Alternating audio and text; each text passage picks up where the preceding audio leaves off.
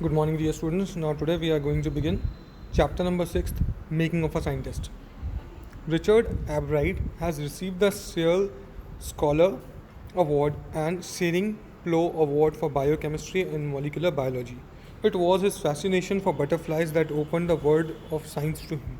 Okay, उसको जो prestigious award मिले हैं सर्ल स्कॉलर्स अवार्ड और सेरिंग प्लो अवार्ड बायोकेमिस्ट्री के लिए और मॉलिकुलर बायोलॉजी के लिए। मॉलिकुलर बायोलॉजी वो होती है इसमें बहुत छोटे छोटे मॉलिक्यूल्स के हम बारे में पढ़ते हैं जिनमें कुछ ना कुछ बायोम्स होते हैं या फिर इनकी लाइफ होती है। Okay, now read and find out. Let's start here. At the age of 22, a former Scout of the Year excited the scientific world with a new theory of how cells work. At the age of 20, सिर्फ 22 साल की age में एक former scout of the year, scout मतलब sports person of the year, excited the scientific world, उसने scientific world को excite कर दिया with a new theory on how cells work, अपनी थ्योरी से कि कैसे सेल्स वर्क करते हैं।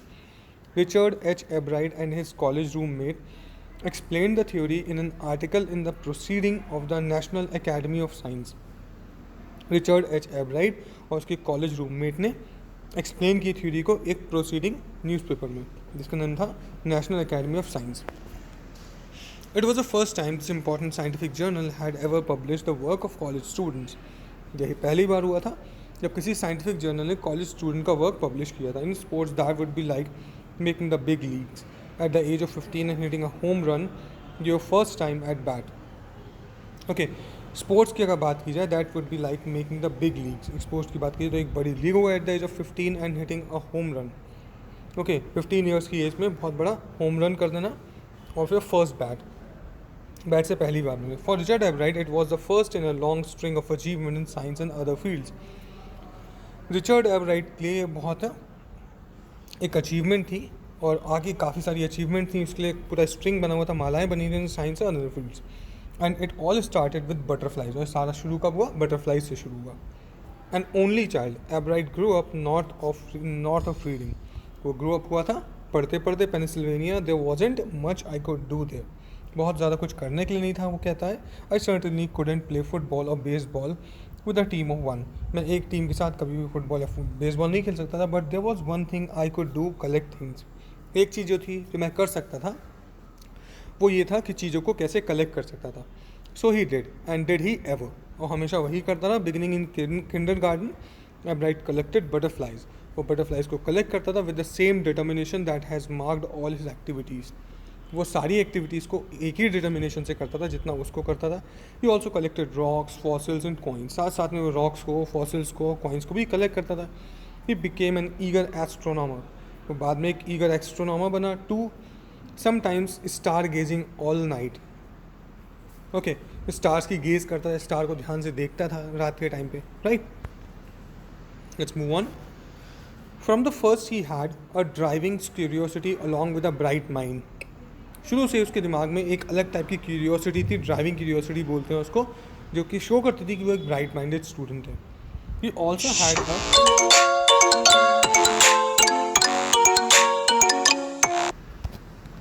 yes. So other equipments bought she took him on trip from first he had a driving curiosity, सब चीज़ में अच्छी curiosity थी। he also had a mother who encouraged his interest in learning, साथ साथ में उसके पास एक ऐसी मदर थी जिसने हमेशा उसको encourage किया लर्निंग के लिए, नए नए इंटरेस्ट पे। She took him on trip, वो ट्रिप पे लेके जाती थी। बॉट हम टेलीस्कोप, उसके लिए टेलीस्कोप दिलाया, माइक्रोस्कोप दिलाया, कैमराज दिलाए, माउंटिंग मटीरियल दिलाए, अदर इक्विपमेंट्स दिलाए, and help him in many other ways, और काफ़ी अलग अलग तरीक़ों से उसकी हेल्प की। I was his only companion until he started school, उसकी मदर कहती है कि मैं उसकी सिंगल कंपेनियन थी, साथ में रहने वाली थी जब तक उसने स्कूल शुरू नहीं किया। After that I would bring home friends for him, उसके बाद मैंने कुछ दोस्तों को उसके साथ लाना शुरू कर दिया। But at night we just did things together, लेकिन रात के टाइम पे हम चीज़ें एक साथ करते थे। Richie was my whole life after his father died when Richie was in 3rd grade. Richie मतलब रिचर्ड की बात हो रही है, जब वो सिर्फ 3 साल के थे तब उसके फादर की डेथ हो चुकी थी, और तब से वो दोनों साथ में रहते थे, मदर और वो उसके Richard. She and her son spent almost every evening at the dining room table, वो उसका सन हमेशा डाइनिंग रूम पे टेबल पे टाइम स्पेंड करते थे। If he didn't have things to do I found work for him, अगर उसके पास चीज़ें करने के लिए नहीं होती थी मैं उसको वर्क ढूंढ कर देती थी। Not physical work but learning things, physical work नहीं, लर्निंग की चीज़ें। His mother said he liked it, उसको वो पसंद भी था।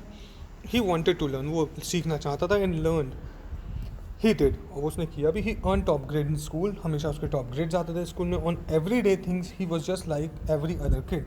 बाकी दिन स्कूलों में वो बाकी बच्चों की तरह होता था हिज मदर से. By the time he was in second grade, Abride had collected all 25 species of butterfly found around his hometown. By the time जैसे जैसे टाइम बीतता गया, ओके, सेकेंड ग्रेड के टाइम पे आते आते उसने ऑल 25 जो स्पीसीज़ होती हैं बटरफ्लाई की उनको कलेक्ट कर लिया था अपने होम टाउन में. Right, they are given here. That probably would have been the end of my butterfly collecting.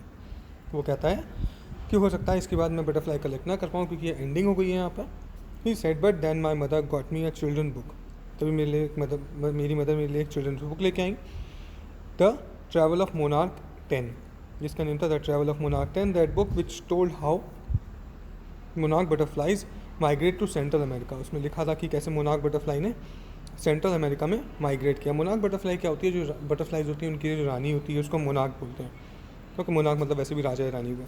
Open the world of science to the eager young collector. और उस बुक ने उस बच्चे के लिए क्या कर दी? पूरी साइंस की दुनिया खोल दी, उसकी ईगरनेस खोल दी. ओके ओके, चलो, thank you much for watching the first part.